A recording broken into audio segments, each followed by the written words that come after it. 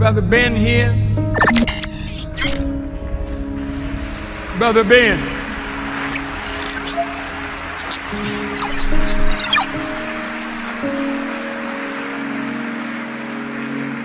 Now, Ben got a heck of a program. A lot of people listening to Brother Ben. And Ben tells them about the minister. And Ben tells them about the minister.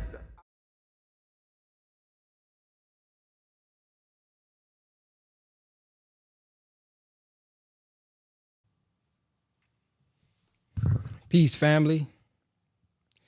Assalamu alaikum. Today we're going to be talking about the proper response to the call of God.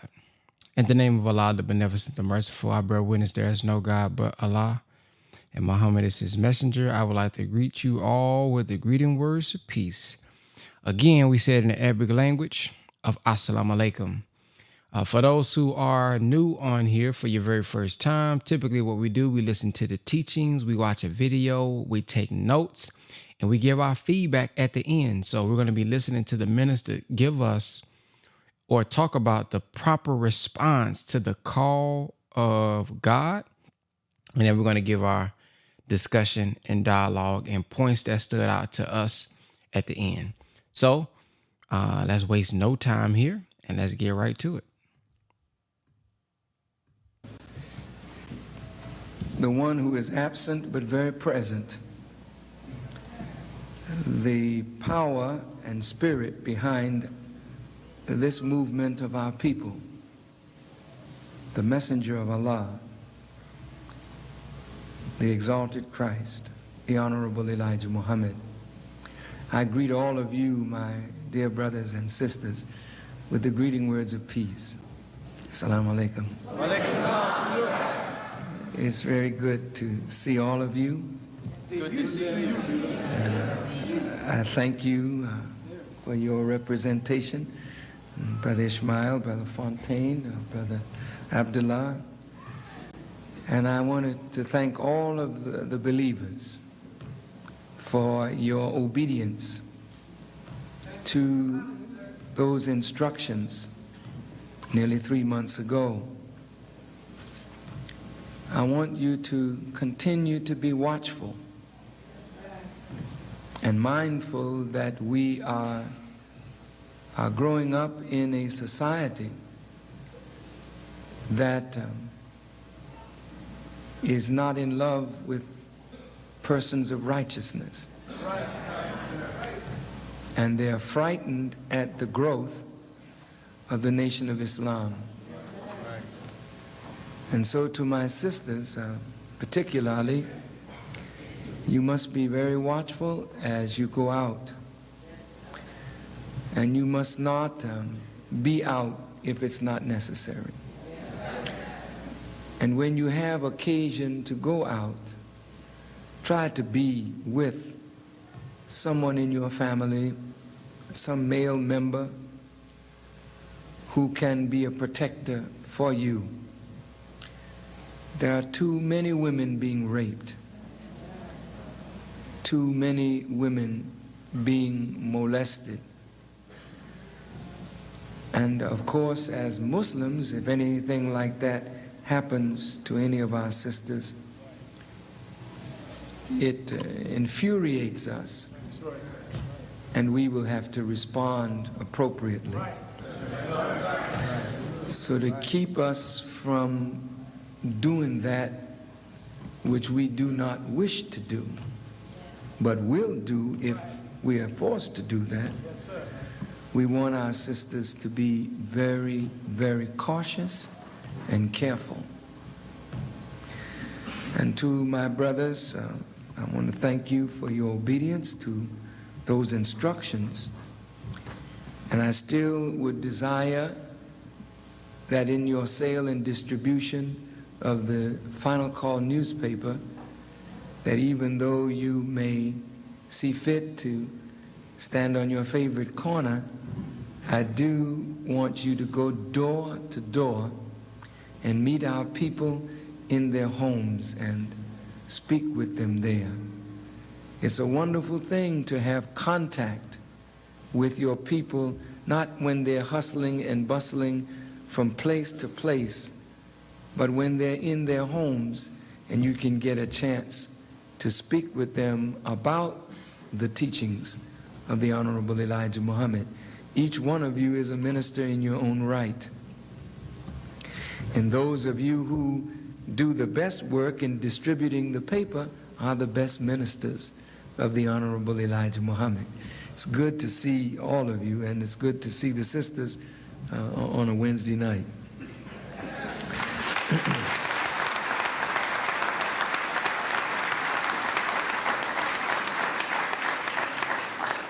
I don't wish to keep you long, just a few minutes. I've been up since maybe a little before 2 this morning, and for these last few days I have been working through the night, and so I fell asleep earlier today just to take about an hour's rest before dinner. And the sleep was so deep till they were banging on the door so hard, they thought the minister was in there dead or something. Well, I thank Allah that I came back from wherever I was.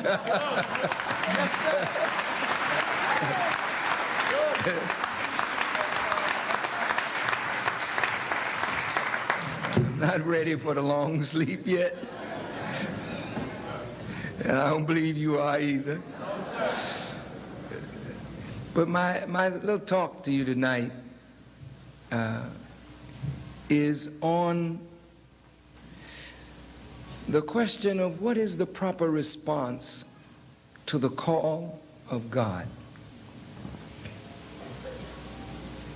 What is the proper response to the call of God?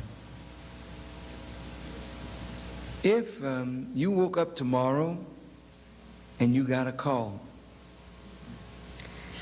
and that call was from one of your buddies, you act a certain way. If the call was from your parent, one of your parents, you act a certain way. If the call was from a respected member of your family, you respond a certain way. If that call was from some highly placed individual that you wouldn't expect to call you, you would pop up and act a certain way. But suppose you got a call from God. How do you respond when God calls? His call is not like anybody else's. So your response to him shouldn't be like your response to anybody else's call. But the problem is recognizing when he calls. Sometimes you expect him one way, he comes another. So the wise person has to be open for God's call. When God calls, there's something that happens deep on the inside that makes you know this is not a usual call. And if you recognize the call to be from the Lord of creation, you respond in a way that shocks your friends and your parents and people who didn't hear the call. Good teaching, that's right. But you're responding because you heard it, you understood it, you're acting according to the call. Right. You hear some preachers say, I got the call to go preach. Well, sometimes they just ate a little too much or drank a little too much, partied a little too much, and got indigestion, and something called them.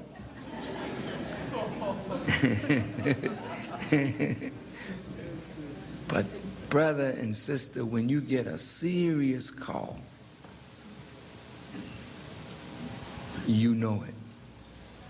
You remember that old Negro spiritual, my God, he calls me. He calls me by the thunder. I hear him call deep within my soul. I ain't got long to stay here. Wherever you are, when you get that call, you ain't got long to stay in that place. Doing what you're doing. Yes, sir. Being what you are. Right. Because when the call comes, you got to make a change in response to that call when you recognize it's him. Right. He's on the line. Yes, sir. God is calling. Yes, sir. Yes, sir. As I studied the prophets of God, they were ordinary people just like you and me. Yes, sir. And they were doing ordinary things just like you and me. And they got a call. When they got the call, the first thing they had to do in order to respond to God's call is give up something. Teach now, leader. And giving up something that is important and valuable to you is called sacrifice. That's right. So the first thing that happens when God calls, the sign of God's call is you give up something that everybody around you knows is important to you. Good teaching, leader. And when you give it up, they say, what's wrong with you, man? What's wrong with you, woman? Tell the truth, leader. You say, I got a call. I think they're going crazy Tell the truth. because they didn't hear what you heard. Right. Nobody hears what the prophet hears. He hears a call. People say, what happened to him? Yes, sir. Right. Go ahead, brother. But he decides, I got to make a change. Yes, sir. And God don't stop there. He keeps on calling you. And every time he calls, you got to give up something. Right. And the closer you get to him is the more you've given up. Yes, sir. Good teaching. Until you come before him totally empty. Yes, sir. Go ahead, leader. I gave up everything. Yes, sir. And I'm willing to give up the last thing I got. And that is my life. Yes, sir. To answer the call of God.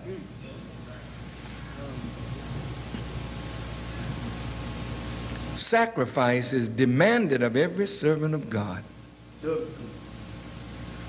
And there is no servant of God who comes close to him without making a great sacrifice. Yes, sir. The prophets of God were beaten. They were imprisoned. They were evil spoken of. Some were killed. That's the price they paid in responding to the call of God. You say, well, why would God call me? You know, and I got to go to jail, man, because God called me. That don't make no sense, man. I was in jail when he called. I mean, I got to go back, man. Yes, sir. But when you're in jail, when you get the call, you were in jail for doing something Right. Good teaching. that was probably not proper. When you go back to jail, you go back to jail because the powers that be are frightened at what you're doing in response to God's call. Right. Nobody comes to God without a sacrifice. Right. Nobody. To those of you who are Christians, Jesus is the most beloved of all names that could be spoken in the ear of a Christian. Go ahead, leader. And there is no Christian that can equal the sacrifice of Jesus. Good point. And because Jesus is so close to God, he's close to God because he made the ultimate sacrifice that brought him nearer to God than any human being that ever walked. And he said to us, if we would be his disciples, Yes, sir. we got to deny ourselves. See, give up something, sacrifice something. Pick up your cross Go ahead. and follow me. Yes, sir. So the Christians that I see today, most of them, they ain't bearing no cross. Go ahead, Lamb. And Christianity don't make no demands on you except you join some of the churches of these fine preachers who want to live by the book. But most of them, man, this is a real entertainment, Sunday entertainment. Right. Saturday Night Live, Sunday morning dead. Tell it. Tell it, Peter. Tell it. It's true. You don't have to sacrifice. You go to church, you join the choir, you join the pastor's aid club, you join this, you join that, you tithe and you go home, that's it. Good teaching, Peter. Wake us up. Good teaching. What cross are you bearing? What have you given up Right. to answer the call? But there's not one of these that follow the Honorable Elijah Muhammad Oh, that's right. Come on. who has not started when they heard the call, they had to give up something immediately. Yes, sir. Teach. Come on. Am I right? Yes, sir. If you haven't given up something, you didn't hear the call. That's right. But if you heard the call, the first thing you did, you had to give up something. And the moment you gave up something, you took a step closer to God. And the more you give up of what God is displeased with, the closer you get to God. And then the more powerful you become, the more magnetic you become, the more attractive you become, the more wise you become, the more you give up. Go ahead.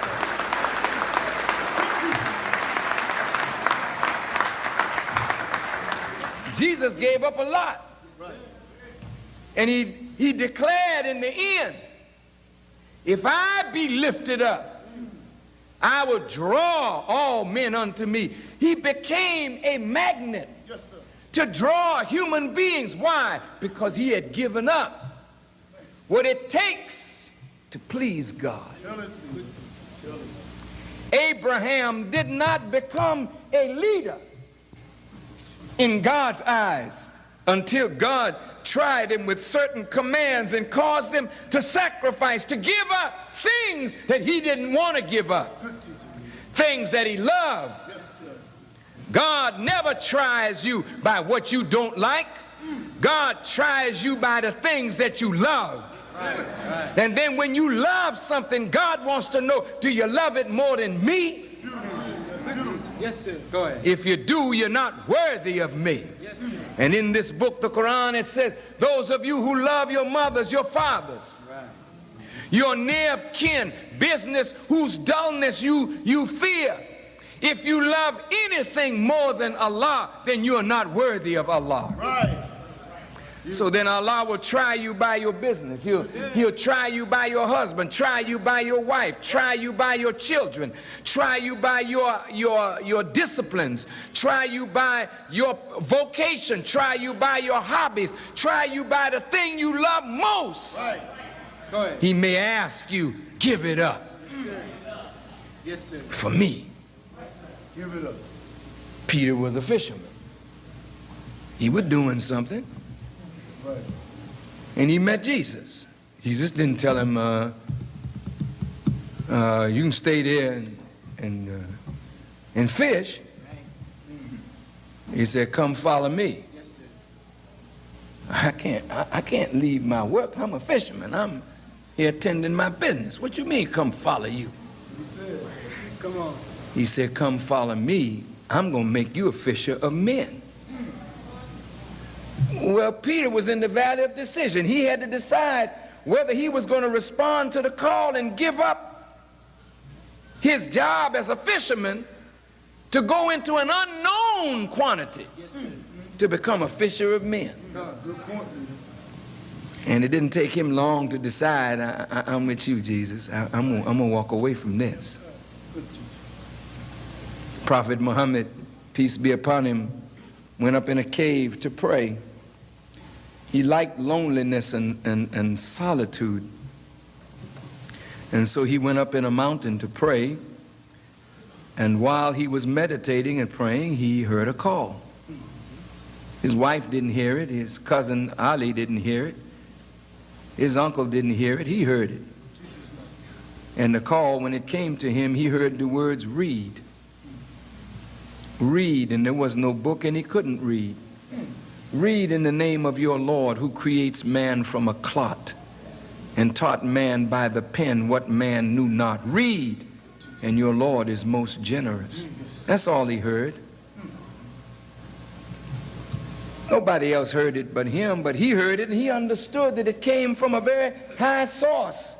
And as he was in that state of meditation and came down out of the mountain, he met Ali, and he told Ali. Yes, sir. And he went into the house, and he told his wife his experience, and they believed that he had been called of God because he was a beautifully moral character. He was a wonderful, fair arbitrator of disputes. Everyone looked to him. But he had to give up what was in order to receive what is. And so he said to his wife and to his cousin, I am a messenger of God. And they believed. And when they believed, they had to give up something. And the first thing they had to sacrifice was their belief in idol gods. You know, when you got a God, something that you admire and love and is false, it is very difficult to give up a false God. Yes, sir. Something that you find pleasure in. Something that has power in your life and over your life that you give power to. And when Allah calls, he doesn't want you to set up any God with him. He doesn't want any other power in your life but him. So you have to sacrifice all those things to come close to God. Now, I read all these things as a youngster. I went to Sunday school and I learned these things, and I'm sure you did too. So nothing I've said to you right now is strange. But what I'm about to say is strange. In that as black people, having been brought to America to be made slaves, robbed and spoiled by the slave master and his children of names and language and culture and religion and history and God, and turned inside out and upside down, and then hitched to a plow for 300 years. And when they so-called set us free, from that day to this, we have been in a state of slavery, but it's free slavery. Yes, sir. Good point. A slave is one whose power and authority is ruled over by another, and whose sphere of freedom is limited according to the wishes of his master. And the black man doesn't have any power or authority that is not ruled over by somebody else. Right, that's right. And our sphere of freedom is limited according to his wishes. Yes, sir. So we don't really have life, liberty, or a true pursuit of happiness. Good point. Good point, leader. So we are still in a form of bondage. Yes, sir. True? Yes, Yes, sir. sir. A form of it. That's true. You're free, but yet enslaved. Right. Now, out of all that I've said, the strangest thing that I could say was, or is, that you and I, as black people, have found favor in the sight of God. Come on. Wake us up, leader. And that because of our suffering, God said in the scriptures he would come and search the earth for that sheep that was lost. That's what he said. That's us. And he would find it and bring it again. Restore that sheep and settle it on the mountains of Israel. Yes, sir. The Honorable Elijah Muhammad said, there is no people on earth more lost than the black people of America and the Western Hemisphere, who are lost from our identity and lost from connection to our own people, but worse than that, lost from our connection to God and from our connection to self. So to find us in our lost condition and to restore us and settle us on the mountains of Israel, it's mean that he's going to put you on top, above the people that rule you. That's his intention. I'm going to settle you not in the valley, but on the mountaintop. I'm going to take the bottom and make it the top, the last and make it the first, the least and make it the most. But when I come and make a call, if you hear the call, you respond to that call, and we will know that you have responded by the sacrifice that you made. Yes, sir. Good point. The Honorable Elijah Muhammad was a man from Georgia with a 4th grade education. He loved black people. He grew up as a son of a Baptist minister, and his grandfather was a Baptist preacher. He grew up in the church like we. But as he sat on the mourner's bench and they was trying to get him to get the Spirit, you know, he would look at his father, and his father was preaching and foaming at the mouth, and he would be saying, I don't quite agree with this. Come on. Many of you sit in the church with your grandmothers and with your mothers, and you know these people are preaching, they're sincere, but somehow they never touch you. They say, boy, didn't you get the Spirit? Well, we're going to tarry here till we get the Holy Ghost. That's right. That's what they say. You ain't got it yet? Go ahead. And sometimes you'd have to fake a little to get out of church that night. That's right. Sometimes, it's true. Yes, sir. When the music would get going real good, they hit you with the elbow. That's right. Ain't you got it yet? And you shout, whoop. They say, come on.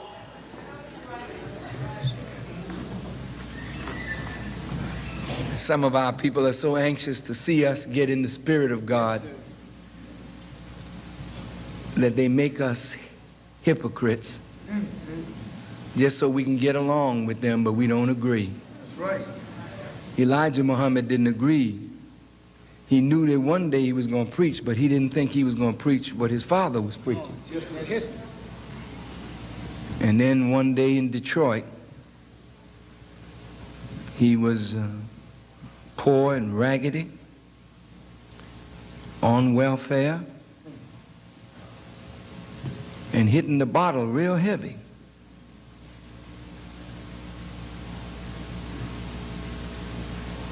Like you and me, you know. He was down. Yes, sir. So drunk one time, he just laid over the railroad tracks. They had to go and pick him up and bring him home.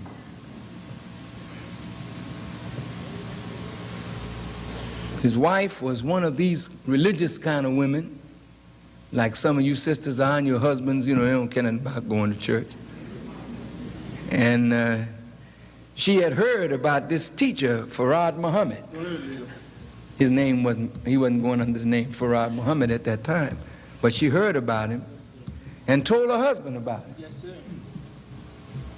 And he said, I think I'll go down and hear this man. And he went, like you came Yes, sir. tonight. He had 10 cents in his pocket. Come on. Teach. He didn't have fine clothes. He just put on whatever little he had that was clean, and he went to the mosque. Yes, sir. And he heard Master Farrakhan Muhammad teaching. And as he sat there listening, now he had studied the Bible all his life, he saw in this man what others in the audience didn't see. Go ahead. Teach. Come on. Wake us up. Because he was programmed from birth for that man. Yes, sir. So while others were clapping, he was clapping too, but his applause was a little different. He heard a call Yes, sir. deeper than others heard. Yes, sir. Teach. And when it came time to join the mosque, he came up to shake that man's hand. And as he shook that man's hand, he said, I know who you are. Yes, sir. Last dime. Go ahead. He understood, and he went in his pocket, and when he come out of the mosque that night, he didn't have nothing. Yes, sir. First thing he did Yes, sir. was give all he had. And that's what God requires, Yes, sir. that you give all that you have to see his will established.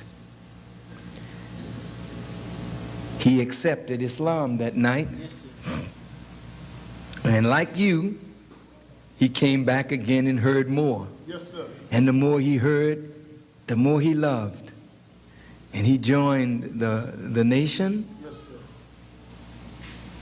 and he was given a name, Elijah Kareem.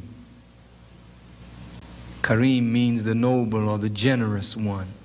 And he was very generous because he gave his last dime. All right. And one day, Master Farad told him, I saw what you gave. Yes, sir. He knew that he had given the only thing that he had.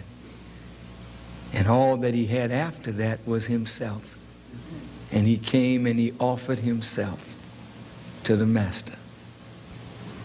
Now, how do you know you're offering yourself to the right person? Now, this is very critical. Wake us up. Because so many of us are willing to offer ourselves, but we offer ourselves to thieves and robbers and cutthroats. Yes, sir.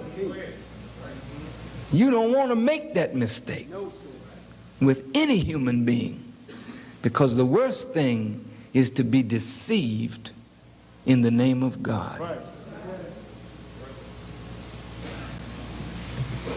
Here's how you can tell when you offer yourself to the right master. He takes your life Yes, sir. in his hands and he transforms that life and gives it back to you and keeps you elevating higher, higher, higher, higher, and higher. Yes, sir. And you know you're going up, and the whole world can see you're a different human being. But then, as he takes your life and transforms your life, that life is threatened now by those that are opposite that life. So when you give up, you now have to ward off Good teacher. the attacks that come. Yes, sir. You have to be able to protect the new life that has come to you. Yes, sir. Wake us up. Because there are those who would not like to see you continue to grow till you become one with God. Yes, sir. That's right. Good teacher. They'll call you a fool, Teach. That's right. Wake us up. and they'll mock you, and they'll slander you. That's right. Yes, sir. Sometimes your parents will turn against you, your friends. But once you receive the call and you respond, and they see you give up something that they know you thought was valuable, and they still think it's valuable, Yes, sir. That's what they think. they will mock you. Yes, That's right. sir. And if you can take all of that, you keep getting closer and closer to God. Good teacher. Beautiful. And he begins to beautify you and amplify you and magnify you Yes, sir. and exalt you. That's the way it was with the Honorable Elijah Muhammad. Yes, sir. That's beautiful. He gave up all that he had And he gave his being to Master Farad Muhammad. And Master Farad Muhammad took him and shaped him and molded him into himself. And while others were looking and not knowing what was happening, the sacrifice that Elijah Muhammad made, which was greater than the sacrifice of others, caused him to draw closer and closer. So when he was about to leave, he said, "May I choose someone to head up the class? Yes, sir. You all have been choosing up to this point. Yes, sir. May I choose?" Teach. And they said, "Yes, sir." He said, "Kareem," he was sitting in the back of the class. Yes, sir. He said, "Come forward." And he brought him up and he said, hear him, listen to him. Yes, sir. In words, follow him. This is my choice. Right. And within a short while, he was gone. But he had made a man. Yes, sir. Come on, teach. And in the beginning, God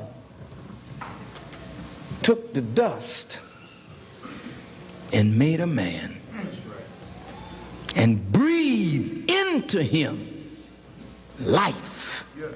And he became a living soul. That's right. That was the Genesis then, and that's how we begin as a nation when God makes for us a man. Yes, sir. Yes, sir. And what I'm telling you or suggesting to you or saying to you Come on, lady. that's different from what we agreed we had all heard before Right. when I first started is that you have reached the Genesis, the beginning of a new life for the black man. Yes, sir. And God has chosen this lost sheep to be his own. All praise. And he has come now Yes, sir. to be our God. Yes, sir. And he has raised a man from among us. And I'm speaking of the Honorable Elijah Muhammad. Yes, sir. And that man has become our Genesis, our beginning. Good teaching, leader. There'll never be a return to what black folk were. Go ahead. Good point. Even in our madness, we are on a journey up. Yes, sir. You say, how could this be? Come on, teach it. Come on, dear apostle. Black folk killing each other like animals in the street. There's drive-by shootings. Wake us up. There's fighting over territory for drugs. Right. Wake us up. We never were like this before. You're right. Good. But can you look beneath that and see something? Yes, sir. Black folk are saying, this is my territory. Yes. Yesterday we wouldn't talk like that because it was all white folks' Go territory. ahead, leader. Good point. Good. Today we buying guns. Yes, sir. Good. Everybody got to have a piece. Yes, sir. What's that all about? That never was before. Yes, sir. Teach us, leader. You're not afraid anymore. Right. You crazy, That's right. but you new crazy. You know what I mean? You a new crazy black man. I wonder, am I making any sense? You had never been like this before. That's right. We never had produced a generation like this before. That's right, leader. You knew, but it's your Genesis. Everything got trouble in its beginning. Yes, sir. A clot is not pretty, but it's the beginning of new life. Yes, sir. This is not pretty, but it's the beginning of new life. What you got to understand is a new nation is coming up. A nation of warriors, a nation that is ready to take their place in the sun. Go ahead.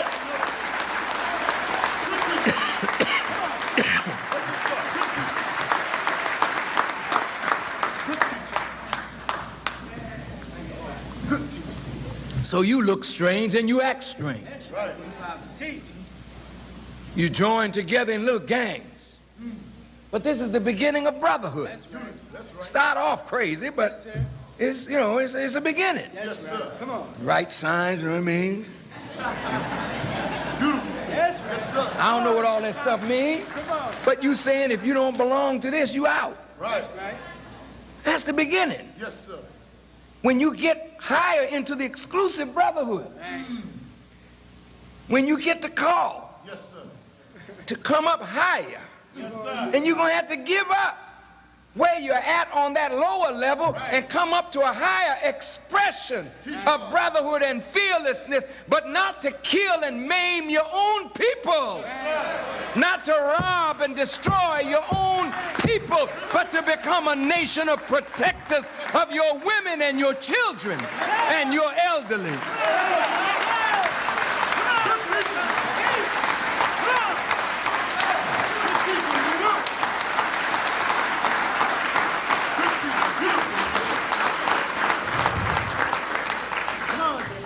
The powers that be know that this is a new beginning. Right.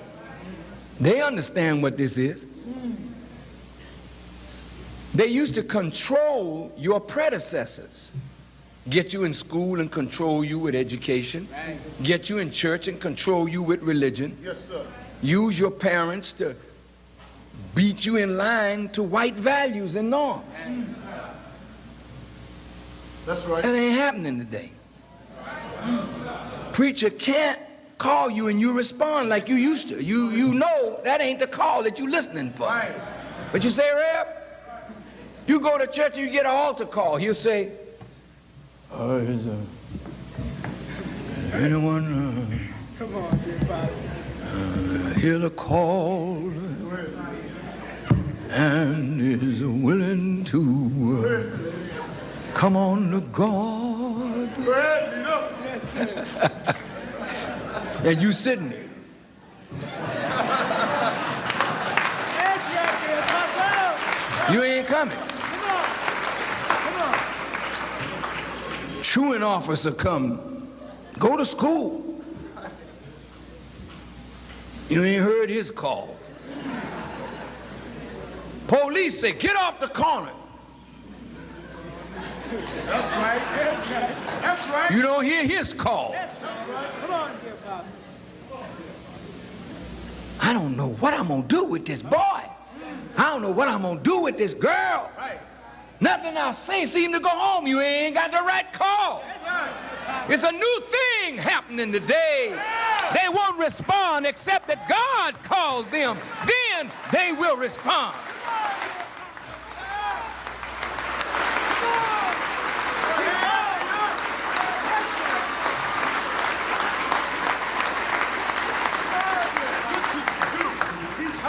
God has separated the youth from the elders. Yes, sir. Because the elders were called the youth to the same old thing that the white man called you to. And God don't want that. So God is breaking the bond between the young and the old.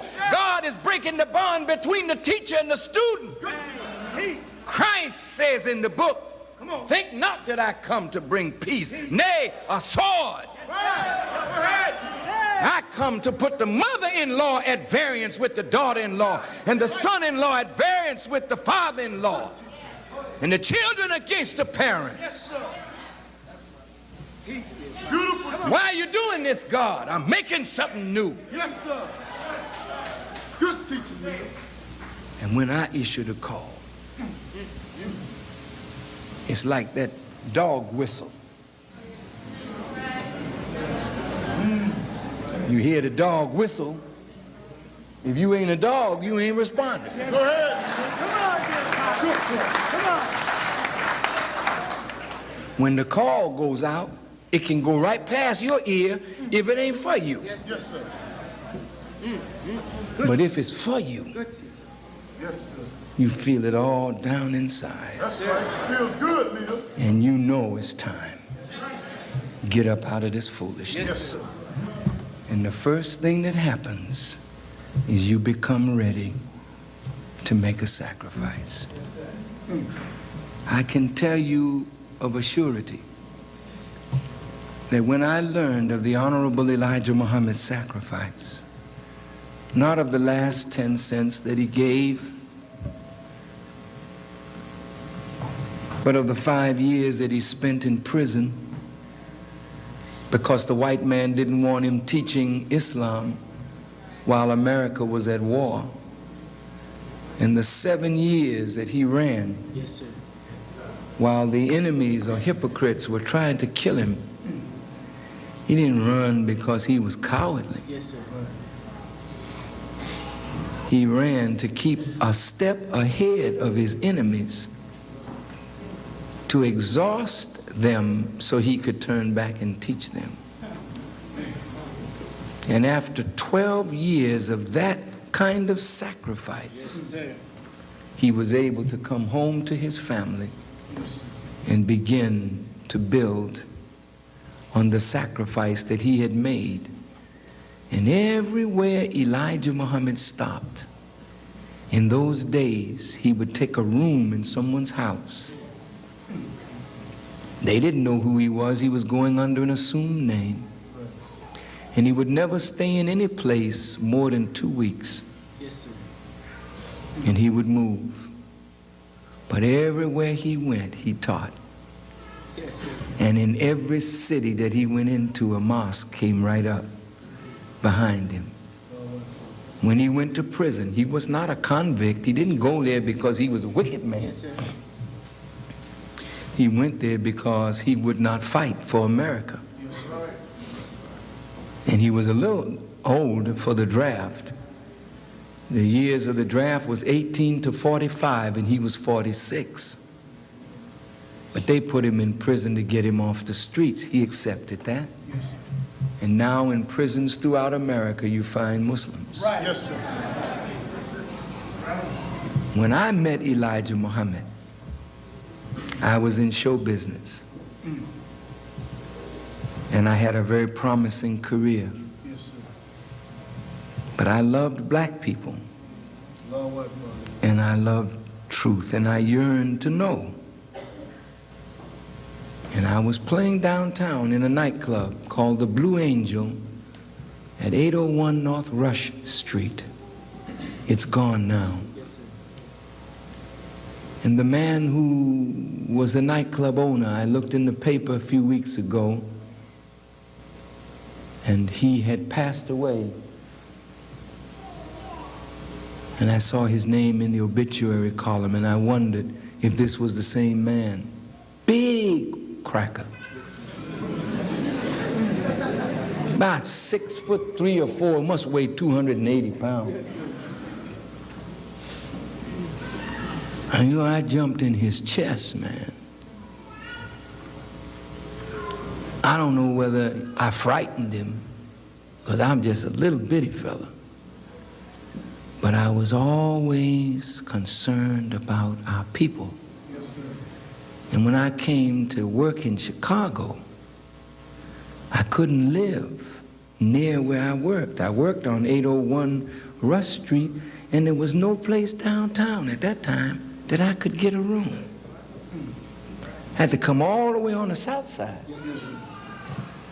Well, I was good enough to play for white folks, Right. but I wasn't good enough to live. That disturbed me, brothers. And when I heard the Honorable Elijah Muhammad, I heard the call. Yes, sir. Oh, wow. I don't know about nobody else, but I know this was the man I'm looking for. Yes, sir. Lord, what, brother? Oh, wow. And I'm going to stand with him and for him. Yes, Yes, sir. I didn't come, brothers, to be an overnight wonder. That's right. Yes, sir. I didn't come to follow him for a day or a week and a month or 2 or 3 or a year or 2 or 3, and when the going got rough, turn my back. Go ahead, man. Come on, dear Pastor. I loved him, Yes, sir. and the first thing I had to do was give up something. Yes, sir. And I was tested by what I loved the most, which was my music. Yes, sir.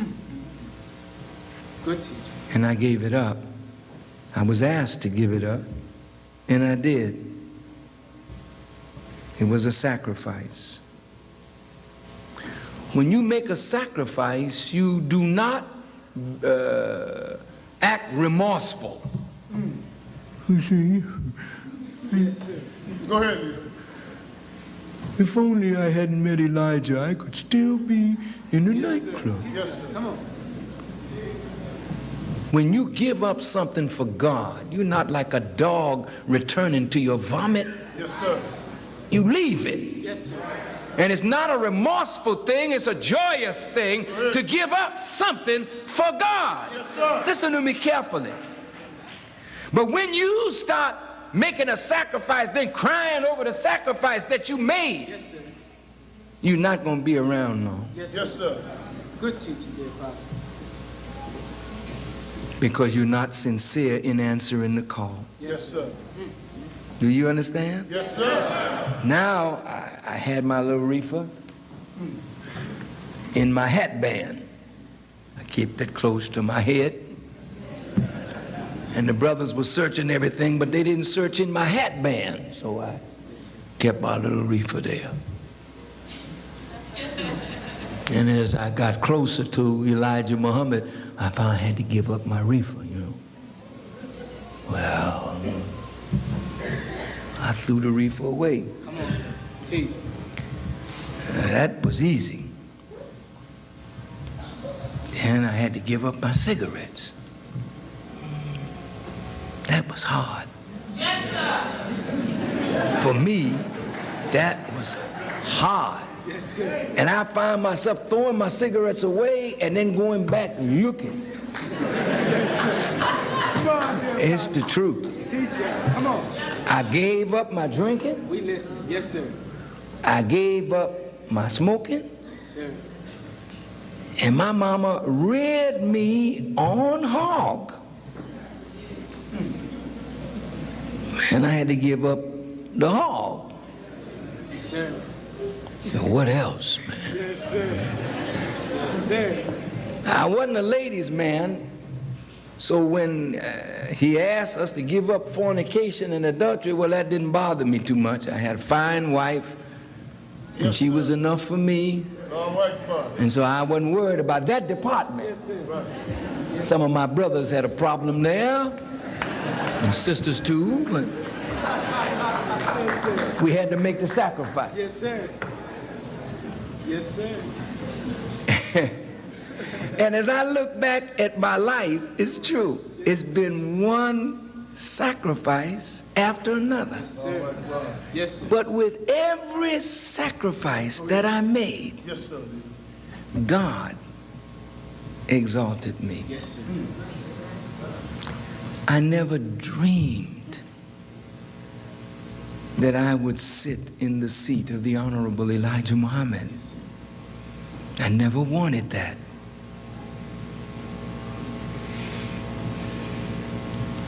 But what God has for you, you don't know. But if you make sacrifices for His cause, He continues to elevate you. If my wife were here tonight, she could bear witness to how poor we were. We were so poor. And Sister Muhammad, the messenger's wife, Sister Clara Muhammad, came and visited us in Boston where we were living, and she said she cried when she saw how poor we were. Jesus. And I was so poor, but I didn't even know it. Yes, sir. Yes, sir.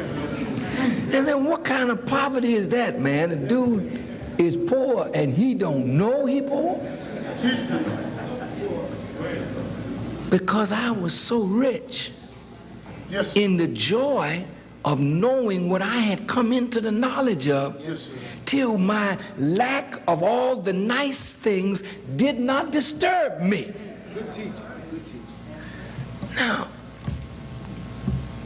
I seen people around me getting things, but that that didn't bother me. Yes, sir. I saw people around me have more than but that didn't bother me, because what I was after was the wisdom, and I was studying the wisdom and growing in the wisdom. Though I only had bean soup, that could keep me going. I could read more, study more, grow more, learn more. Yes, sir. So when you see me today stand up without a book and just talk, Yes, sir. that's because I studied 8, 9, 10 hours a day. I made a sacrifice. We listen. Come on, dear Father. I didn't have money, but I had wisdom. Yes, sir. And wisdom will get you money. I wasn't going to be no stick-up man. Yes, sir. And you don't have to be that That's right. for no little bit of money. Yes, sir. That's right. You can get all the money you want when you submit to God. Yes, sir. He's not a poor God. Yes, sir. He owns all the treasures of the heavens and the earth, and he promises it to you on condition that you submit. Yes, sir, leader. Oh, he'll try you. He ain't gonna give it to you. Oh, well, That's right. you submit today and a bundle of money drop down on you tomorrow. No. It may not happen like that, brother. That's right. And he's not going to encourage you to go out and play the lotto. That's right. Although if you happen to hit, you know what I mean? Not you Muslims, I ain't talking to you. I'm talking to the brother and sister that believe that might make it. And if they hit, you know what I mean? Come on. What difference does it make? Yes, sir. If you got the money tomorrow, 30 days later, you be broke.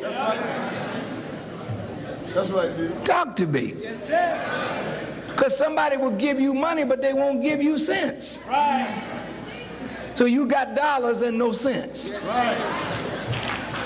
So somebody else will end up with the dollars because you don't have no cents. Go ahead.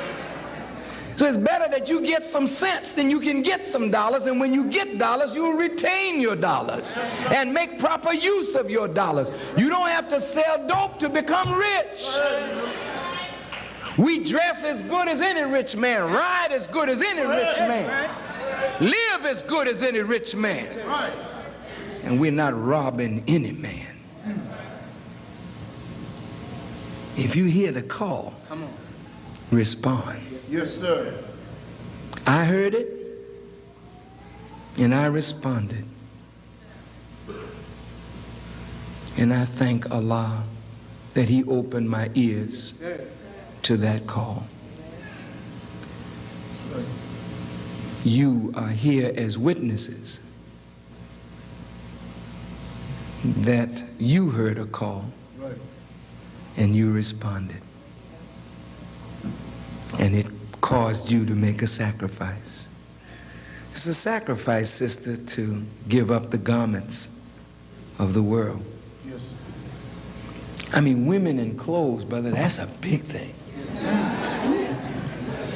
You not in no fight, man, till you ask a woman to change her style. Lord have mercy. Some of you are so fine, the concrete just shrivels up as you walk. And for somebody to tell you to not display your finery, oh, Father. Any of these sisters, they made a sacrifice. Just to come here tonight dressed like this, that's a sacrifice. I hope you're not remorseful. You look beautiful to me. That's right.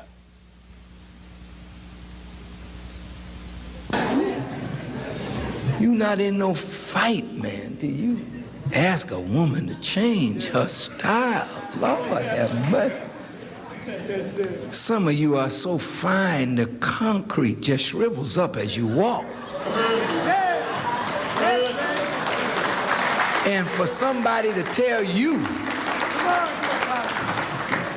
to not display your finery, oh, Father. Any of these sisters, they made a sacrifice. Just to come here tonight dressed like this, that's a sacrifice. I hope you're not remorseful. You look beautiful to me. That's Yes, right. sir.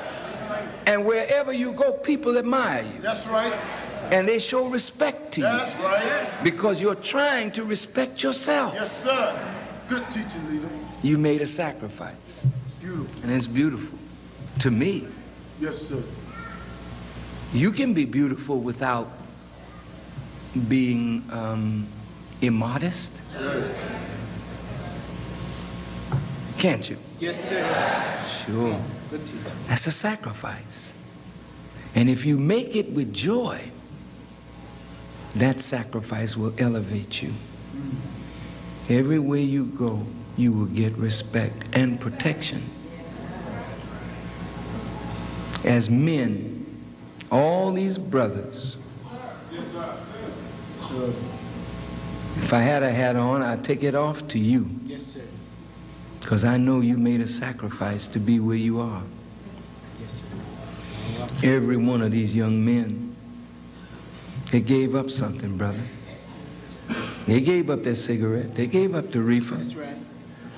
Some of them was into heavier things than when I was coming along. And every day, you're finding the stronger you get, the closer you get to Allah, you got more to give up. Right. Until you become one with Him. Yes, sir. Then when people see you, they see Him. Beautiful. That's the way Jesus was. Yes, sir. He ended up giving up His total being to accept God. Good teacher. Yes, sir. Beautiful teaching. He made the ultimate sacrifice. And that's why Paul said, I die daily for the Lord. Meaning, I don't want to live, I want Him to live in me. Good teaching. These brothers that you see, I mean, I heard all of the commotion when I was coming in. It kind of disturbed me. I was in a quiet mood. I heard all the hollering. I thought maybe something was going on in No, here. sir. Impossible. But they was in a good spirit. Yes, sir. All right. But the love that brothers and sisters show me,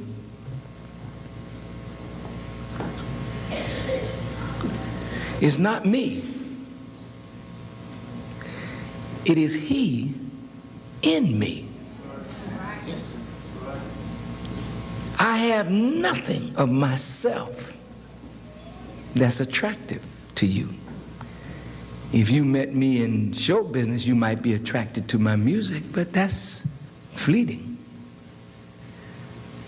But the attraction between us today is because the Honorable Elijah Muhammad. And the more I die that He lives in me and through me, the more you see Him in me, the more inclined you'll be to follow what you hear me say of truth and right and value. So, my brothers and sisters, your life today should be one of sacrifice. And that's why we say in our prayers, my prayer, my sacrifice, my life, and my death is all for Allah, the Lord of the worlds. In my conclusion,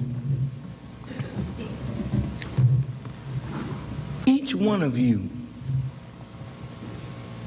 have to respond to the call. God is calling you today to join His army. Yes, sir. Not to salute the flag, but to pledge your allegiance to Him. God is calling you not to give you no dope territory, but He asked you when you start studying, what is the square mileage of the earth? How much is the land? How much is the water?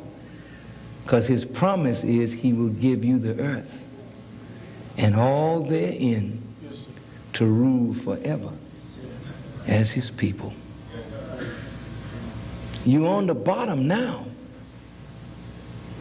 But they had a little thing on television where they were singing, "We're moving on up." I think it was the Jeffersons. That's right. That's right. Well, it's a silly program, but the song had value. They were just moving up in an apartment building. And to some Negroes, that's moving up. But moving up is moving up in knowledge, wisdom, and power. To do what you wish to do of right and let nothing stop you. Yes, sir. That's moving up. And God has come to move us as a people up. And what he's asking of us to do is help him retrieve our brothers and sisters. That's right. In order to do that, you have to give up some time Teach us. Teach us. and go and talk to your people. Yes, sir. Good point. Same way you went after them to get them to do wrong. Go ahead. Yes, sir. Now you got to go back and retrace your footsteps Yes, sir. and go get your brothers and sisters to do what is right. And go. You went after them to get them to do wrong. Go ahead. Yes, sir. Now you got to go back and retrace your footsteps Yes, sir. and go get your brothers and sisters to do what is right. The same way you showed your buddies how much reefer you could smoke, That's right. how many women you could catch. Right. Right. Now go back and show them how much wisdom you have learned. Yes, sir. Lord, yes, sir. And what will happen is you'll become a magnet in your community where you grew up. And you will have people following you to the mosque. Yes, sir. Come and accept the discipline of the FOI That's right. and the MGT. Yes, sir. And when you accept that discipline, you're giving up an old way to accept a new and a better way. But if you will allow yourself to grow in this, Yes, sir. you will be honored and respected throughout the earth. As I leave you, I cannot help but praise Allah for the Honorable Elijah Muhammad for what he has done with me. Praise be to Allah. All right, bro. Brothers and sisters, I never dreamed that I would be an object of so much love as well as hate. Yes, sir. I never thought that I, a little simple fella, would have the CIA and the FBI and the Treasury Department and the State Department worrying over me and what I'm doing. Yes, sir. And I'm not a criminal. That's right. That's right. That's right. I mean, when I think that I could cause them some concern, Yes, sir. I say, well, how did you get like this? Yes, sir. I just listened to that man Yes, sir. and let that man teach me. Yes, sir. And now, because you are beginning to listen to him through me, Yes, sir. Teach the apostle. they're concerned about me and what I think and where I might take this. Right. So they watch me. And those that hate me, I mean, they hate me with a passion. Yes, sir. We love you. And if they could get to me to kill me, oh brother, I would be gone. Yes, sir. But then, as I look at you, Yes, sir. Yes, sir. it's hard for me to go anywhere today and not feel the love of my people. Yes, sir. It is frightening and it's awesome. Yes, sir. There's not a city that I go into All right, bro. where black folk don't come up. That's right. Farrakhan, Yes, sir. they'll stop me anywhere. That's right.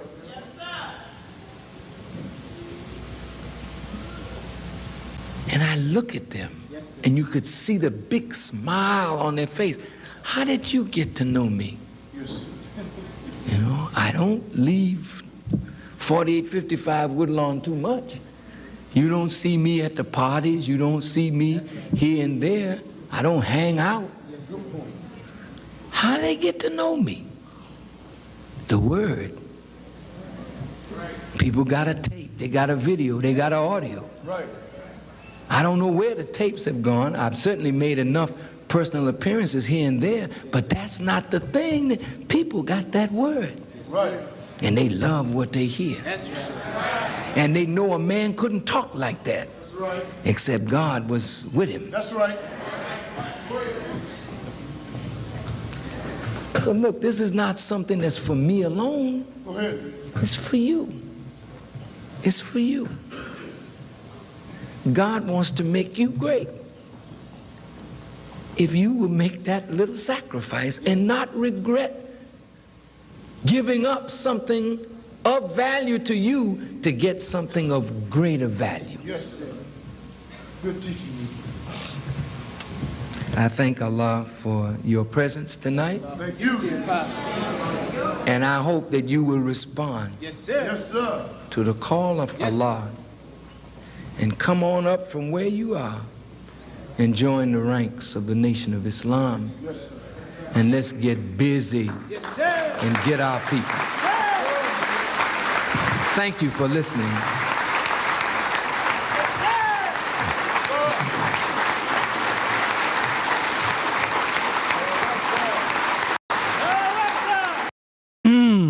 Yeah, buddy. What a message from the Honorable Minister Louis Farrakhan. How to respond to the call of God. Sacrifice. That's one of the things that stood out for me. Sacrifice. When you do this, there is a sacrifice that we're going to have to make. And it's not going to always be easy. There's things we got to give up. There's things we got to stop doing. There's places we may have to stop going. But it's worth it being on the right side with the God. And then the part that stood out, he said that he's not going to try you with things that you don't like. He's going to try you with things that you love. And how Abraham became the friend of God, he said, sacrifice your son. The one that you've been praying for, you finally got you a son. Now I'm telling you to take him up and sacrifice him. And he was about to do it. And look at this. Right when he was about to do it, he stopped him right before it happened. He just wanted to see the mindset. Would you sacrifice him for me? Would you give it up for me? Man, that's deep, man. Ooh, that's deep, man. So what is a Muslim? A Muslim is one who submits their will to do the will of the God. So just sacrifice, man. And then look at this. We're taught that obedience is the highest form of sacrifice. Obedience is the highest form of sacrifice. So if you have something that stood out to you, go ahead and press the number 1 at this time. Go ahead and press the number 1 at this time. Man, this is a good message, man. God's sacrifice is demanded for every servant of God. Every servant. Then look at this. If you haven't given up something, you didn't hear the call. The moment you gave up something, you got closer to God. The moment you gave up something, you got closer to God. And then he said, the more you do that, the more attractive you come, wise we become, the more we give up. Let's start off with Brother Daniel. Yes, sir. I usually don't press run as fast, but sacrifice was the resonating principle that stuck with me. Also, I'll be honest, brother. As I came in late on the call, and I was just thinking on the very principle because my trials is rough. I'm like, okay, what's really going on? And then I turn on the power call, and the Honorable Minister was Farrakhan is talking about sacrifice without regret. I'm like, oh, if this is not an answer, because we don't believe in a coincidence in Islam, everything is mathematics, and his divine revelation lined up perfectly with what I was looking for. I'm like, oh, I'm making sacrifices, but it's forced. It's I'm being pushed into a corner and I'm doing it because I have no choice. But that usually generates thoughts of some regret and remorse because you've given up something, but it's not like Abraham did it.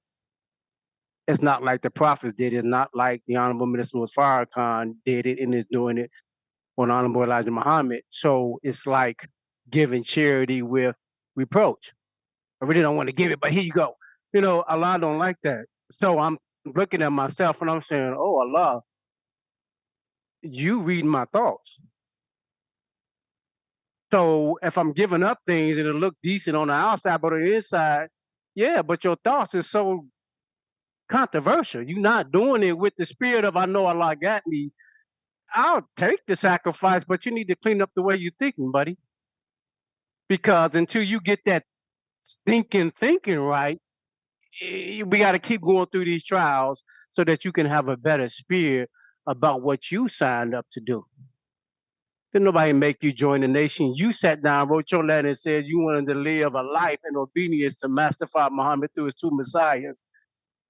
Now, on every turn, on most turns, you tripping because you got to make the turn. Leave the nation or do what you're going to do. But you're gonna have to have a better spirit, brother Daniel, about what you're doing because you believe that the God is going to bless you on every turn. The minister said that Allah is God over all the treasures.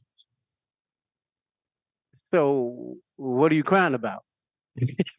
I remember Brother Syed said, the national secretary, he said he like this: if you're gonna pray, stop worrying, and if you're gonna worry, stop praying, but don't do both.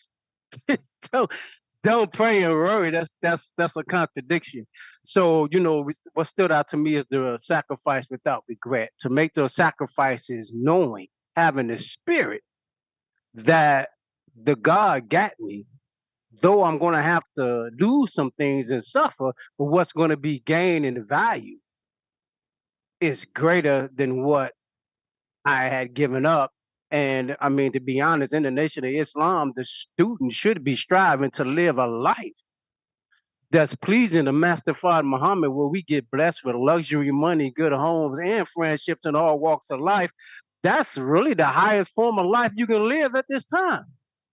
So, what am I willing to give up to walk that? And if I'm not really willing to give up what I got to give up to walk that, then take some lesser goals. Go do some lesser things and get lesser results. But if you're trying to live that high moral life and be, as the minister said, become a magnet to the people, because the Christ is being lifted up in your earth, then that's going to take character building and sacrifice. Because if you are not in a good mindset now, if you get blessed with these things, you're going to abandon the mission anyway because you don't got what you was looking for. So I won't go any further. I'm just glad that I tuned in and heard that divine instruction.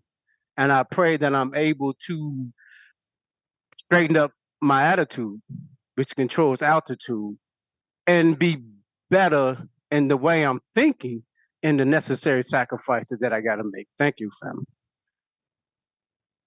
Yes, sir. Sister Jamie.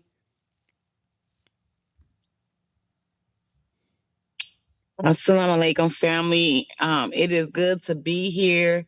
I haven't been on in a while. I've been MIA. So to come in on this message was just magnificent. All praises due to Allah for a timely message.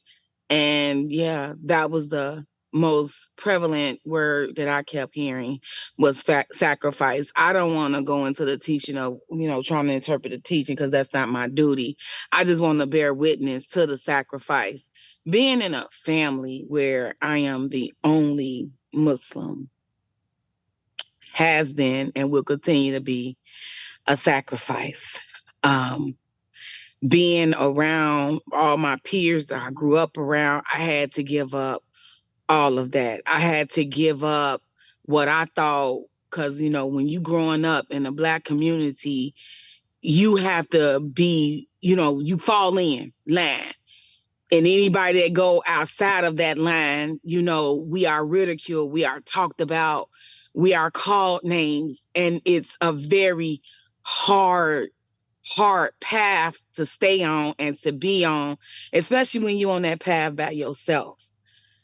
But I promise you, it is the hardest path to stay on, but yet the most rewarding path to be on. So I thank Almighty God, Allah, for allowing me to be able to sacrifice, for calling me, because just that call was a sacrifice. Just hearing his voice saying, I need you to go do this. I need you to go do that. And why I want to bear witness to obey, when you obey, the blessings that Allah pour on you, although you may be in pain because, like you said, you don't want to do what he say do, but you feel that spirit of do it, get it done, because you don't know what blessings may pour upon you. But I bear witness, just being obedient to his law, the doors that he has opened up for me.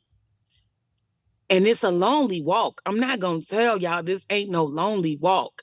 If you're not willing to walk alone, if you can't walk alone, then this ain't a path for those people that like people to be around them all the time. This is one of the loneliest walks that you would ever have to embark on. But I'm going to keep saying it, and I will always say it is the most rewarding, just the spirit to know that you are with God. Understand that God is guiding your life. Understand that he have you fully protected when you go out there, especially sisters, when we in our guard. Don't be ashamed. Do not be ashamed of wearing your headpiece. Do not be ashamed of saying that I am a Muslim. Don't be ashamed of that, because like he said, it is your guard and your protection. And I bear witness, I go out here and I work for the city. And I am the only one with a headpiece on. And I promise you guys, when Allah told me put back on my headpiece, the snares and the snakes and the things that I got, but I promise you, one thing I get more is respect. The mayor bowed to me. You get honor when you show that you're not afraid to worship the gods in the name of Master Father Muhammad. He will put you on high.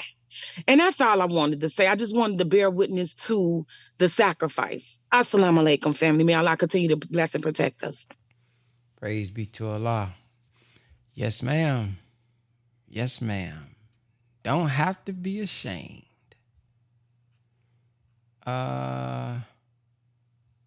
Sister Shireen? Assalamu alaikum. And I gotta come after the first two that was so powerful to me.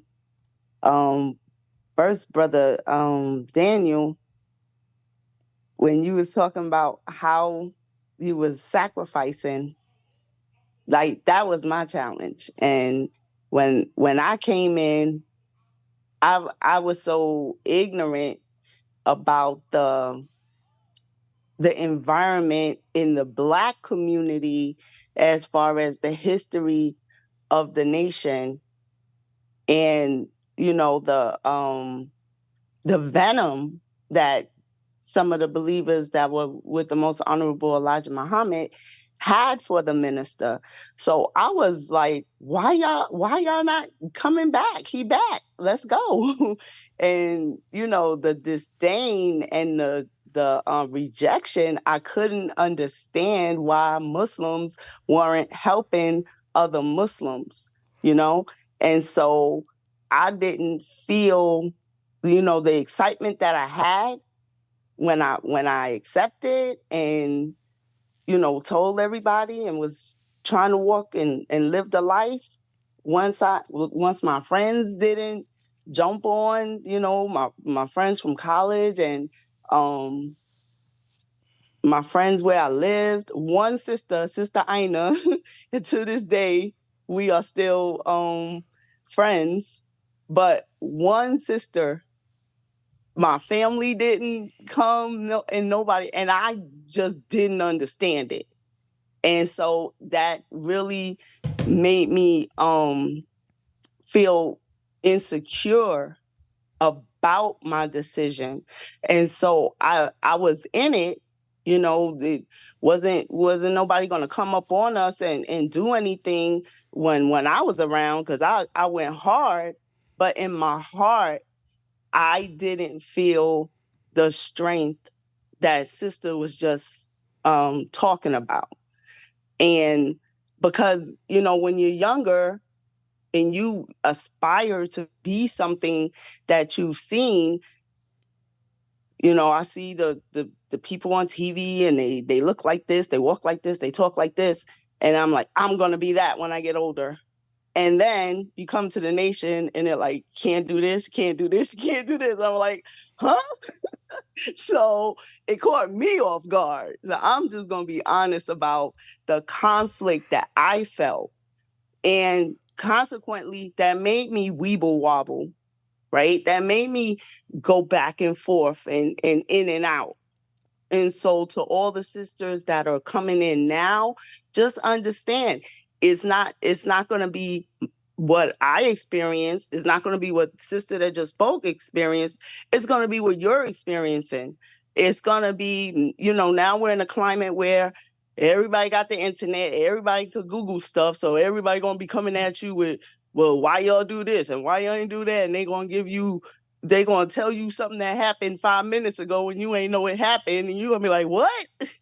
So whatever the challenge is with your sacrifice, study why it's a sacrifice for you.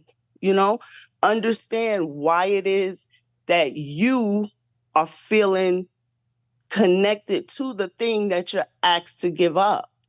And then you can separate it. You can separate from it in a logical way once you understand why Allah is asking to give it up. He's saying, give it up because I'm going to give you something in exchange for that thing that you're letting go. So what are you going to get in place of letting go of this, and that? And if it's a relationship, just understand you're already feeling conflict in that relationship anyway. It's something about that relationship that is not fulfilling you. And Islam comes to you when there is an opening, when there's a hole, and it's coming to fill up that hole. And usually there's more than one hole. Okay. So, we tend to focus on the one thing that's going wrong in our life, but there's deficits all over the place. And Islam is going to plug that up. It's going to plug that up. It's going to fix that too. It's going to fix that too. But you got to be a willing participant in the process. It's a process. It is not overnight. It takes years and years and years because we are evolving into gods. That's it. Assalamu alaikum. Wa alaikum salam.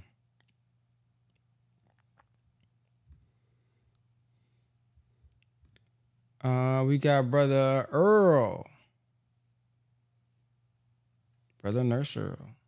Peace, family. Hope you can hear me. Yes, sir. Yes, sir. So I just wanted to talk about And pardon me, I'm trying to get my exercise on as well, but we all resonate with the part where it says the life of sacrifice. We can resonate with that part. But then we have to remember, the minister said, he also talks about discipline. What are we doing on that part? That's the hard part. What are we doing on the studying? Just like coming to the digital real estate, right? We're getting the knowledge, we're getting the information, we're getting supreme wisdom, but what are we doing with it? Mitch said he studied 8, 9, 10 hours a day.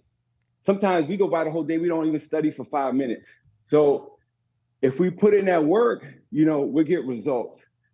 And it's also like the seesaw, like he said, you give up one thing, you'll get this. And that's real. He also said it's a lifetime of sacrifice.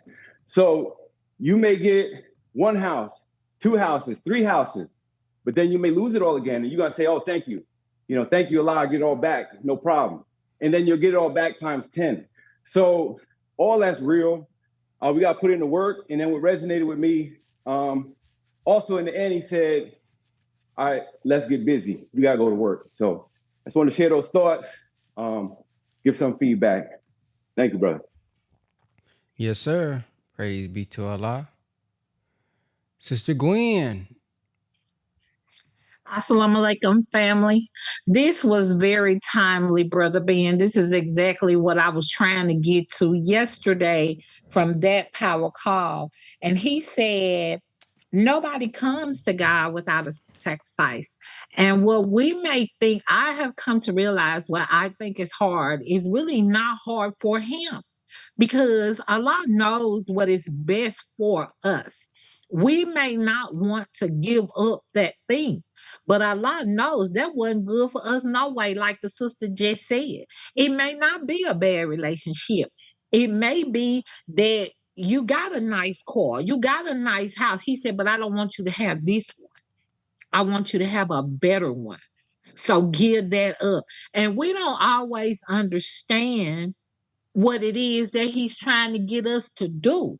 He said, the minister said, if you love anything more than Allah and you are not willing to give it up, then you do not love God and you are not worthy of God as his disciple. And that's what we're doing. We are disciples. You don't even have to speak to anyone. They see you out in your garment. They see you out in your suit and bow tie. They know who you are. They know who you are. And they watch what you do. You don't have to say anything, but how are you carrying yourself? Because that's a magnet as well. He said he moving us up in knowledge and wisdom. And like the brother just said, how much time are we spending on the knowledge and the wisdom?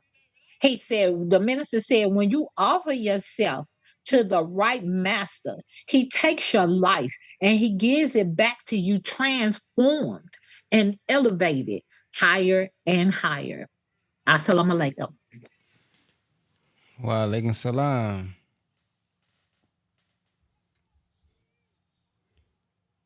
All right. We don't have anybody else.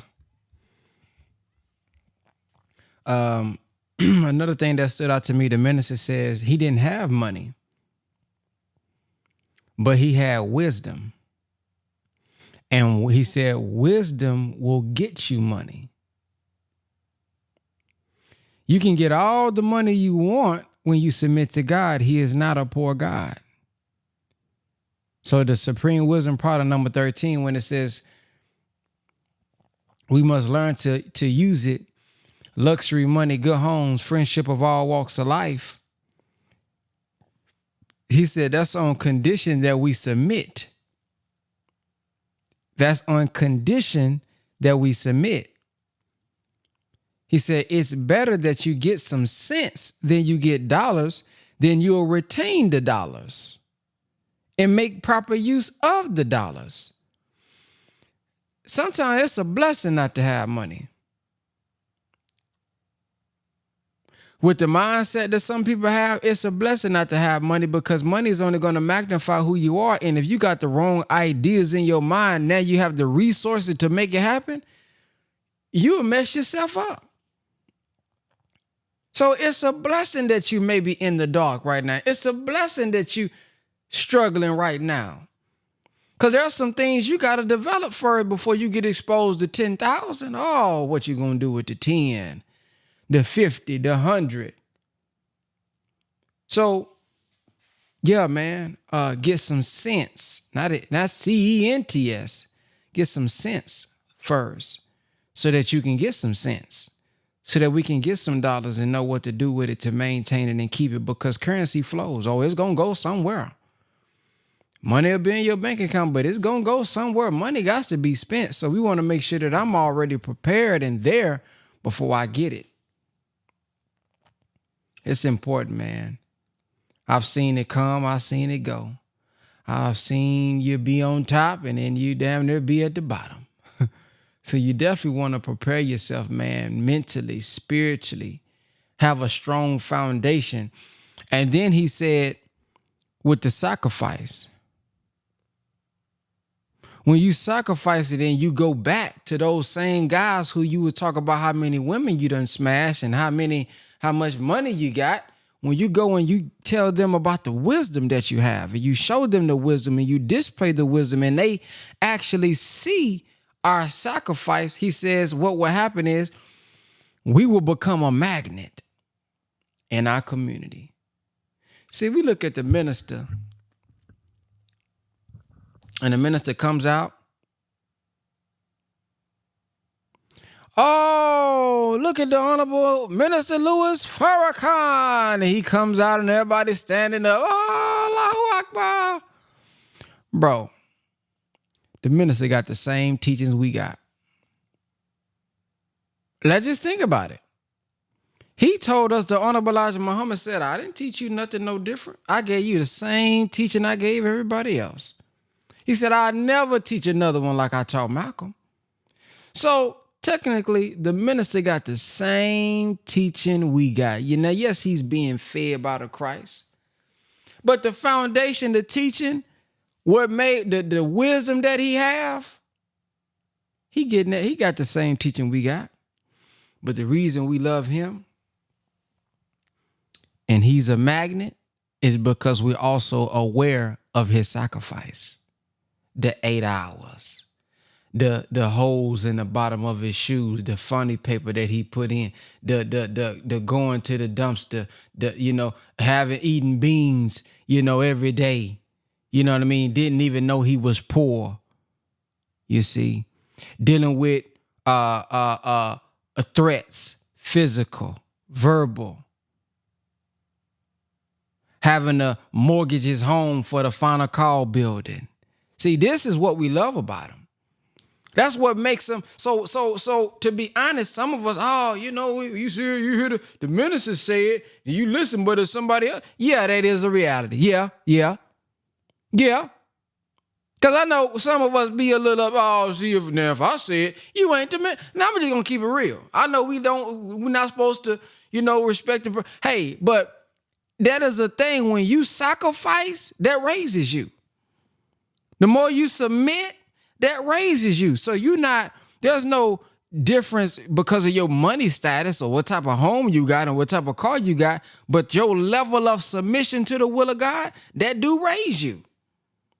So yeah, when we hear it from a certain vessel, and we got to learn to mature in no matter what vessel it is. So I'm not saying, or if this brother said don't listen, but yeah, there's a different type of response when you hear from somebody done sacrificed for 40 years and you know what they done been through. Yeah. So he's saying to us, we can become a magnet. When we submit, when they see us submit, when they see us, do some of the things that he's done. Because that's what we know the people who have crossed him and he responded with love. That's not easy. To look at the people and you hear them talk down on you and then he responds and meets you with love. Us, average person, well, F that nigga, man. Come on, man. That's the natural response of a Negro. So when you see a man who's disciplined enough to love us more than we hate ourselves, it's a different type of admiration you have for a man like that. So those are See, it's not us being able to quote the minister. That's why some of us can quote him really well, but hell, don't nobody, you couldn't, like the minister said, oh, you couldn't call a fly to manure. Because that ain't that's a part of it. Studying the word, knowing the word, sharing the word, that's a part of it. But the effectiveness of raising the man up and raising the people up and you being that real magnet, it's a combination of spirit, love that he really has. And love is going to, you're going to be patient. You're going to be more kind. You're going to be more dedicated. There's a sacrifice with it. You see? That you take more. He said he said take plenty. So we take more. So when there's people in the community who are said to be leaders and they say, I'm through with this, man. These Negroes don't listen. Let's just keep it real now. Y'all see the conscious community. Y'all done heard some of the stuff that done been said.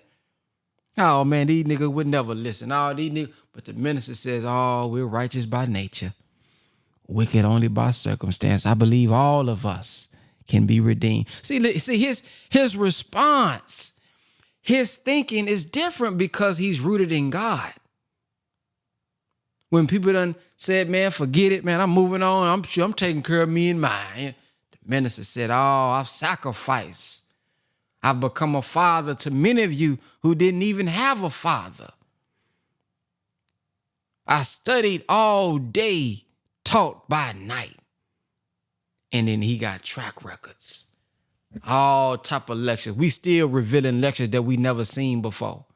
It's amazing, man. You think you done seen them all? Oh, damn, where you get that one from? Man, I ain't never seen that interview. Ooh, I ain't never seen that. Ooh, we can't even exhaust the wisdom he done gave us, man. Something from 1995 hitting us in 2024. 1997, hitting us in the month of August. August 1st. Ooh, I needed that one right there. So that's what, man, and a man like that, the Honorable Elijah Muhammad said, hey, man, I would never write a check that bounce because my bank is in the hearts of the people. They'll help you. They'll help you because they see you sacrificing. Hell, this time you can be working, man. Oh, man, you was making $500 a week at that time. Oh, you can be entertaining. You can sing. You can play the violin. Whoa, you sacrificed for me. So why wouldn't they help a man like that?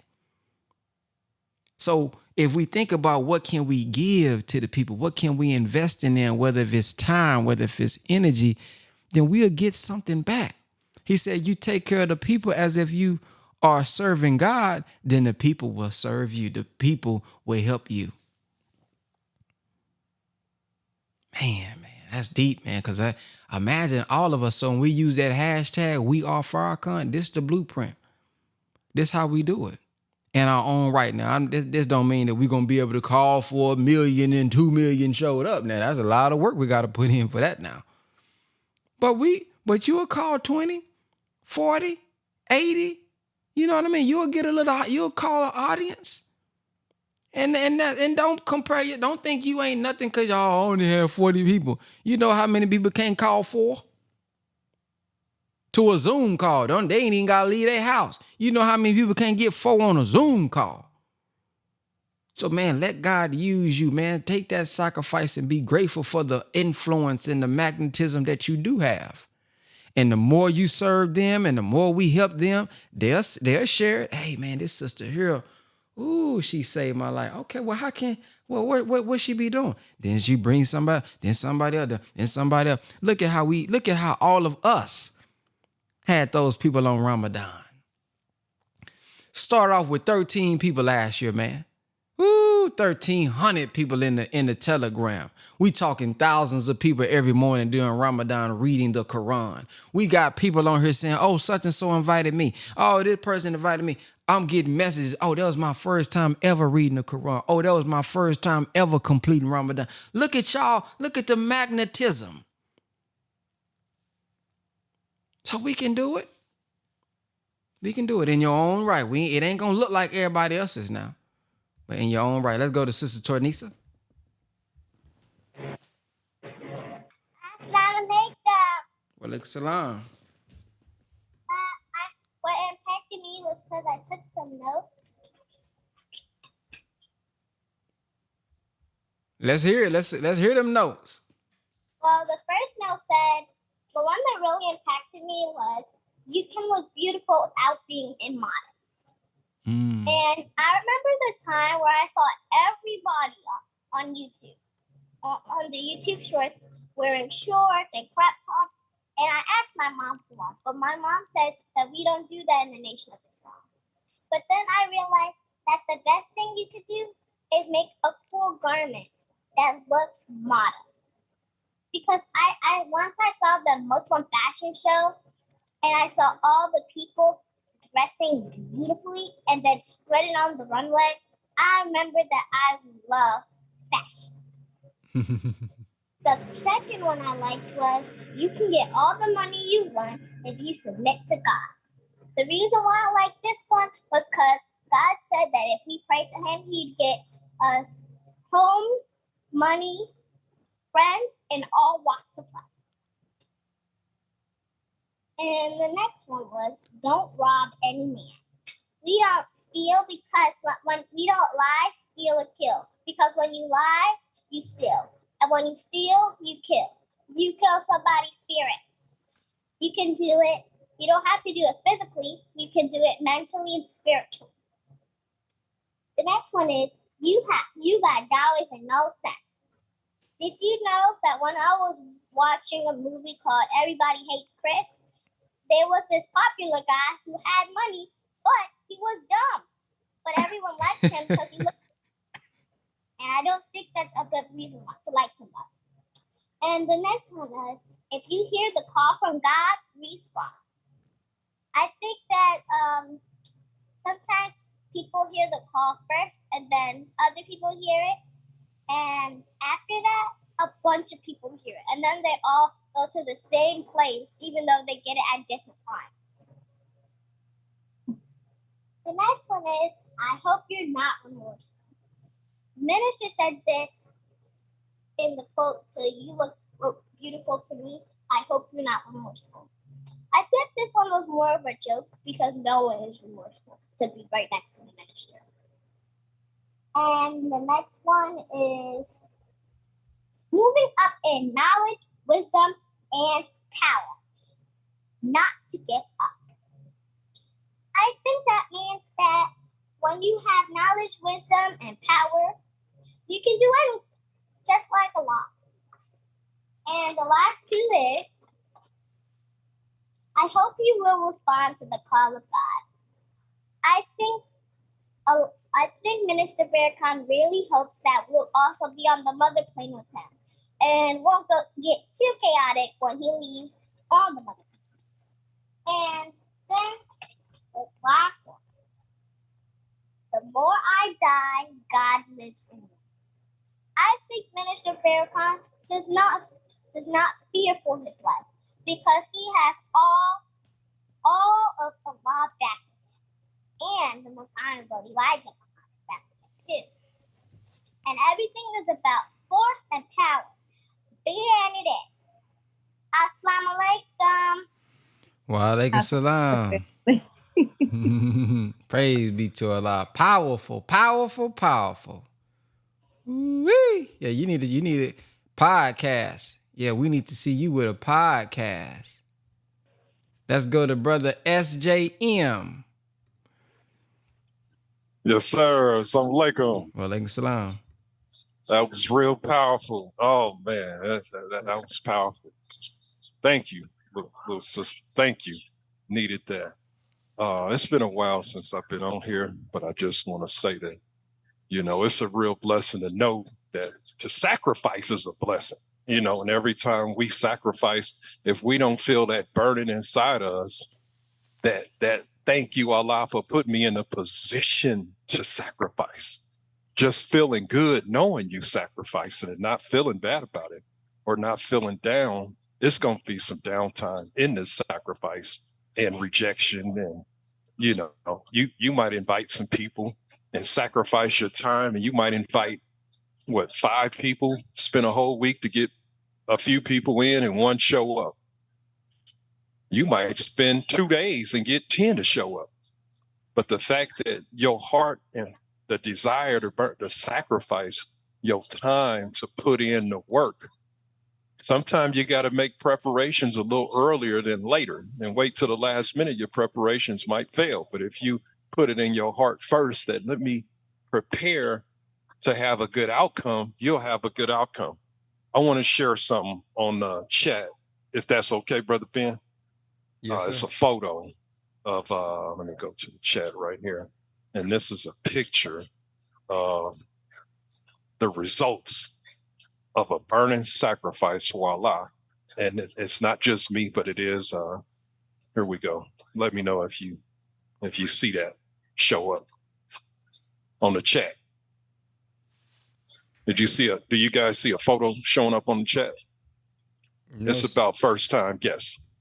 no, I don't see it. Okay, how do I show a photo and put it on the chat? Put done.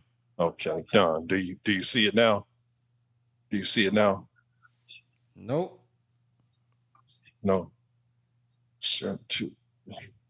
Okay, so basically we had a Western Regional meeting last night, and I'm in Las Vegas, so it's always a good thing. It's always a good thing to see where you know, your participation in helping the work get done. Let me know if you see it. If you don't see it, then it might not have reached it, but it's showing Las Vegas, #1, first time guest. I don't use, I say we as a whole, we all, it's a list of Western region, and it's just showing, first time guests. But the impact that we individually make to be a collective, the whole, make it a statement to yourself that I can do this, I can do this, I can help the nation, and I can sacrifice my time. I'm always thinking of sacrificing, and what can I sacrifice to improve, to bring more people in? What can I sacrifice? Be a magnet, be a magnet. So mastering being a magnet as a private soul, just being a magnet to the people, bringing them in is a beautiful thing. The sister said, she feel like she alone. She feels like she's alone with her with family, with friends. She's the only one. When I go all over with the paper, with the energy to get the people, to get them down. They want to know. Well, you got to show them. You got to break it down to them and show them how it changed you. And they see the light in you. You say, brother, what do I need to do to get there? How can I get my family there? So I try to, give them as much as I can to, it's hard to get one person that has a whole family out. So I say, well, brother, you just bring yourself out, or sister, just bring yourself out. If they got a husband, I'd prefer to, make sure that the husband is aware, make sure he's aware of what you're doing, because we don't want to, sometimes it can get to where if one person wants to go and the other person doesn't want to go, then it affects everybody. So I have to talk to the husband. She'll give me his number. I'll talk to the brother and say, brother, I passed the paper on to the sister at the store. And he'll say, yeah, I see it. And, then we, have a conversation, and that brother might come out and the sister might stay back with the children. Well, you know what? I did my part, because he came out first and he got to hear a message and hear what's going on. And it's just being impactful, always, enlightening. And I love what I'm doing. I love what we do. I love helping the minister. I love helping my brothers and sisters out in the community and get them to the mosque. It's hard to get them up at, a certain time in the morning on a Sunday morning, get them up, get them out. I said, look, sometimes when they say, hey, can I get it? I might be an hour late. Look, just make it. And they make it out. And even if they got 45 minutes, that 45 minutes of what they did get helps get them back. So just keep being a magnet to what we, keep staying at what we doing, keep staying focused, and the mission, and in the mission of saving our people and in the mission of being a magnet. And I love what I'm doing. I'm fired up. I'm always looking for more fire in this mission. You know, just getting the guests ain't good enough for me no more. Now I got to get them X's, meaning I got to keep up with these guests. I got to keep calling them, you know, come on back. I said a lot before, but there's some new people on this call about this guest thing. Why am I so hung up on this guest thing? Because they're the first work. They are the first work. They are more important to get and save our people, and just the importance of it. But appreciate the callers before me. I heard everything y'all said, and it really sparked something. It really sparked it. Thank you. Thank you, Brother Ben. Yes, sir. Yes, sir. Sister Farah. Like out to me was when minister, I believe he said it like this. So your wisdom will make an income. Your wisdom will bring you an income, and that made me think of impact over income, and how you breaking up. That stuff. My wife. Yeah, we can't really hear you. I'm sorry about that. Is that better? Yes, I think so. Okay, yes. It just made me think about even if you've only mastered something, Brother Ben teaches us that even if you only mastered something like 10% of the way, that's 100% progress for somebody else. But we don't see the value in ourselves enough to see the value in what we have or what we know. You might not be an expert in something, but even if you just know 10%, there's those out there that know 0% of what, of that thing. So, if you share it, you might be able to impact those that don't have that 10%. And that impact brings an income, like Brother Ben teaches us. And so it made me think about how, I make bread. I'm not an expert at making bread, and it's not even, to be honest, it's not even really a passion. Like, it's not even a big passion, but I saw a need in the community for access to the right bread, access to homemade bread made the proper way according to how to eat to live. That's really my passion, is how to eat to live. So I took that and turned that into this. And so yeah, I had to make a sacrifice. Even though bread isn't one of my main passions, I saw the need for it. And even though I'm not an expert, I only know 10% about bread making, that there's experts out there that, know a lot more. Just the 10% that I share could help someone that knows 0% about, bread making. And I'm working on seeing the value in that, because for a while I didn't, see the value, in just sharing the little bit that I do know. But yeah, there's probably, I'm sure there's sisters out there that know a lot more than me about bread making, that but they might not be sharing it, or might not be able to share it from maybe the perspective I give, maybe sharing my pain can bring a different perspective to it, that another sister might give different. She might reach a different audience. That's all I had. Assalamu alaikum. Sorry for rambling. Wa alaikum salam. Sister Aina?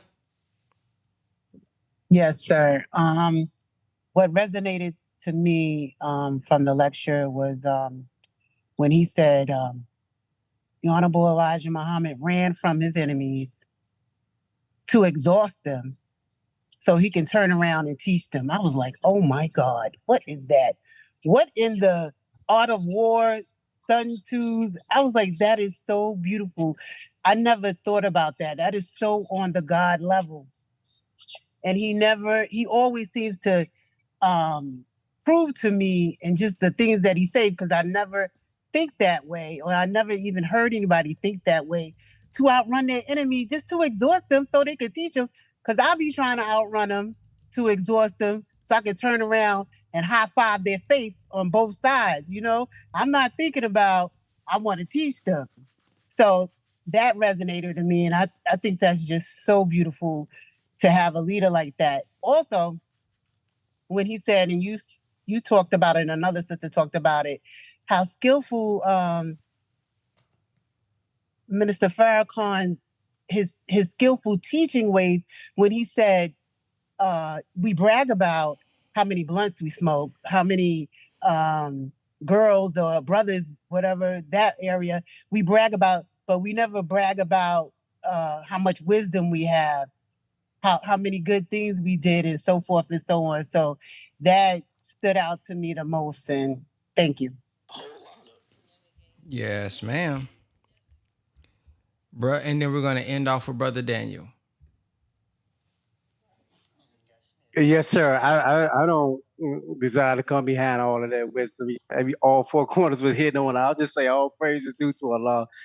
Came in the person of Master Father Muhammad and raising up the exalted Christ, the most honorable Elijah Muhammad, and the honorable Minister Farrakhan as the Messiah. It just was a beautiful call. I thank Allah, and if anybody was inspired, get to your local mosque. Assalamu alaikum, family. Wa alaikum salam. And yes, if you are on here for your first time, or you have not attended your local Muhammad mosque and you would like to be my guest tonight, shoot me a inbox on school or on Instagram, and we'll help you find your location so that you can just go check out the study group in person, check it out for yourself, maybe get a chance to ask some questions and just kind of see how it is.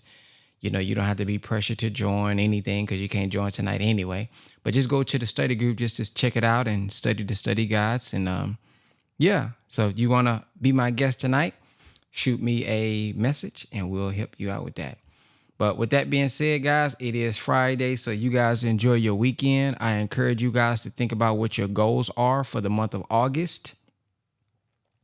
Plan them out and come up with a plan of execution without being broad. For example, if you say, hey, I want to be more disciplined, what does that mean? What does that look like specifically?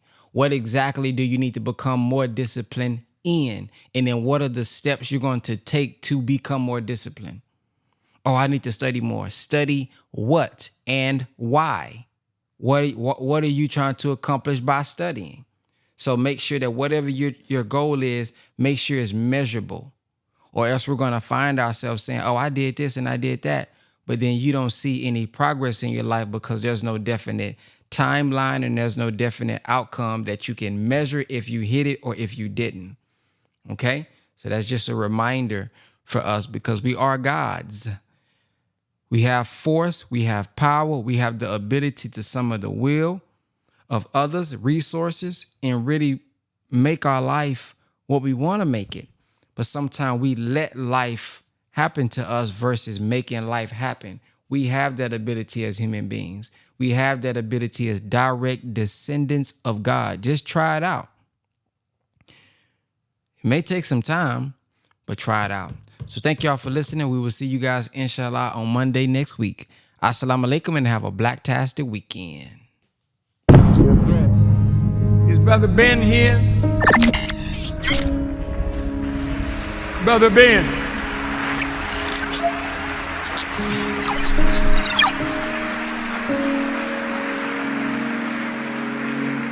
Now, Ben got a heck of a program. A lot of people listening to Brother Ben. And Ben tells them about the minister. And Ben tells them about the minister.